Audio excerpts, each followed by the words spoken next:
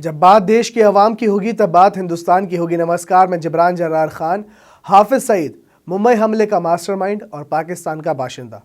हाफिज सईद को पाकिस्तान के लाहौर में आतंकवाद विरोधी अदालत ने गुजरांवाला और लाहौर में दायर दो अलग अलग मामलों में सजा सुनाई है। जमीयत-उद-दावा के प्रमुख हाफिज सईद को बुधवार को प्रतिबंधित संगठन से जुड़ाव और आतंकवाद के लिए गैर कानूनी फंडिंग के दो अलग अलग मामलों में 5.5 साल जेल की अलग अलग सज़ा सुनाई गई है।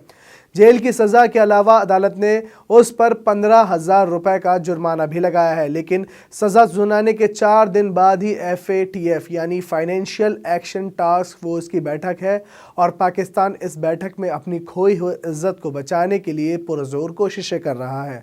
आर्थिक प्रतिबंध लगने से बचने के लिए इस फैसले को इसी बैठक की तैयारी के रूप में देखा जा रहा है। हाफिज मोहम्मद सईद और उसका साथी जफ़र इकबाल को आतंकवाद के लिए पैसा जुटाने, गैर कानूनी तरीके से फंड जुटाना और प्रतिबंधित संगठनों का सदस्य होने के आरोपों में दोषी ठहराया गया है। जज अरशद हुसैन भट्ट ने हाफिज सईद को एंटी टेररिज्म सेक्शन 12 और 11N के तहत सज़ा सुनाई है। कानूनी जानकारों के मुताबिक एंटी टेररिज्म एक्ट के आर्टिकल 10 में प्रतिबंधित संगठन से जुड़े होने पर सज़ा का प्रावधान है। पाकिस्तान पंजाब के काउंटर टेररिज्म डिपार्टमेंट ने बड़े स्तर पर जमीयत-उद-दावा, लश्कर-ए-तैयबा और वेलफेयर ह्यूमैनिटी फाउंडेशन की जांच शुरू की थी। CTD के मुताबिक इन संगठनों ने आतंकवाद के लिए गैर कानूनी तरीके से जुटाए गए पैसों से ज़मीन खरीदारी और यहाँ मदरसे और मस्जिद बनाकर इनका इस्तेमाल और पैसे जुटाने के लिए किया था। CTD ने यह भी पाया कि इन संगठनों ने अलग अलग NGO और दूसरे वेलफेयर ऑर्गेनाइजेशन के नाम पर पैसे जुटाए। एंटी टेररिज्म डिपार्टमेंट के मुताबिक हाफिज सईद और 12 अन्य के खिलाफ गैर कानूनी तरीके से पैसे जुटाने और आतंकवाद के लिए इस्तेमाल करने और एंटी टेररिज्म एक्ट 1997 के तहत गैर कानूनी तरीके से पैसे जुटाने के आरोप में भी कार्रवाई की जा रही है और उन्हें अदालत में पेश किया जाएगा। पाकिस्तान के विदेश मंत्रालय ने जनवरी 2015 में घोषणा की थी कि सभी चरमपंथी संगठनों, जिनमें जमीयत-उद-दावा भी शामिल है, की संपत्ति को फ्रीज किया जाएगा। पाकिस्तान ने साल 2015 में जमीयत-उद-दावा पर प्रतिबंध लगा दिया था। हाफिज सईद जमीयत-उद-दावा के प्रमुख हैं। किसी भी प्रतिबंधित संगठन से जुड़ाव गैर कानूनी है और इस मामले में हाफिज सईद को दोषी ठहराते हुए 5.5 साल की सज़ा सुनाई गई है। वहीं दूसरा मामला आतंकवाद के लिए गैर कानूनी तरीके से फंडिंग का है। ये फंडिंग भी जमीयत-उद-दावा और दूसरे संगठनों के जरिए ही की जा रही थी। इस मामले में भी हाफिज सईद को 5.5 साल की सज़ा दी गई है। ये फैसला FATF में पाकिस्तान के लिए मददगार साबित हो सकता है। पिछले बैठक में FATF का कहना था कि पाकिस्तान कार्रवाई भले ही दिखा रहा हो, लेकिन चरमपंथ के मामलों में उसने किसी को भी सज़ा नहीं दी है।